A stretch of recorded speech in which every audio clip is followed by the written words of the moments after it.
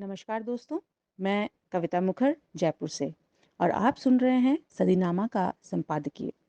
आज शुक्रवार 28 अगस्त 2021 है।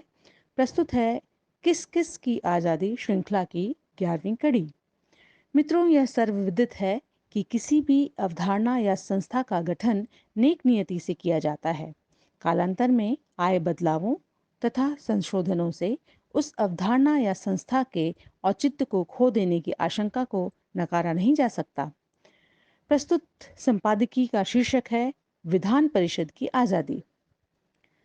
भारतीय संविधान में अनुच्छेद 168 के अनुसार प्रत्येक राज्य के लिए लोकसभा की तर्ज पर राज्य विधानसभा या विधानसभा नामक एक अनिवार्य प्रत्यक्ष निर्वाचित सदन और राज्य विधान परिषद या विधान परिषद नामक एक वैकल्पिक अप्रत्यक्ष रूप से निर्वाचित सदन का प्रावधान है।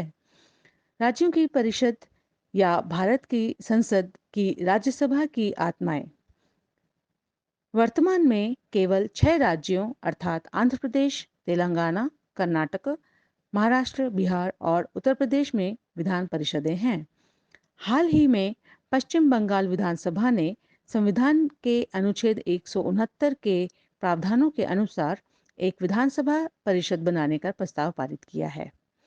1952 से 1968 तक पश्चिम बंगाल में एक उच्च सदन था। अब मूल प्रश्न उठता है, क्या विधान परिषद राज्यसभा की प्रतिकृति है? क्या यह राज्य स्तर पर प्रतिनिधित्व की भावना का पालन करता है?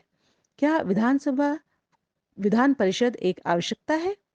विधान परिषद को किसी साधारण विधेयक में संशोधन या परिवर्तन करने का कोई अधिकार नहीं, यदि वह किसी राज्य की विधानसभा द्वारा दूसरी बार पारित किया गया हो तब।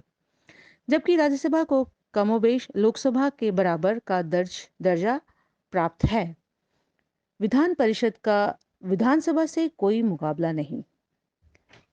अंतिम लेकिन कम से कम नहीं कि एक विधान परिषद को संवैधानिक प्रावधानों के संशोधन पर कोई शक्ति नहीं है, तो विधान परिषद निश्चित रूप से राज्यसभा की प्रतिकृति नहीं है। विधान परिषद की शिथिलता इतनी प्रबल है कि यह समय, धन और श्रम की बर्बादी का प्रतीक बन जाती है। यद्यपि भारतीय संविधान के निर्माताओं ने विधान परिषद के लिए एक प्रावधान किया है, लेकिन अब यह लोगों के हित की सेवा में बेईमानी हो गया है।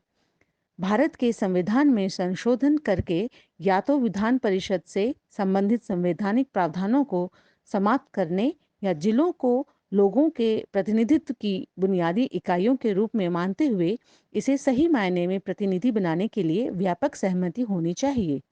लेकिन भारत जैसे जीवंत लोकतंत्र में इस अप्रत्यक्ष जोड़ तोड़ वाली प्रतिनिधि प्रणाली को खत्म करना बेहतर है, जहां सीधे तौर पर चुनी गई स्थानीय स्वशासन संवैधानिक प्रावधानों के माध्यम से औपचारिक रूप ले चुकी है।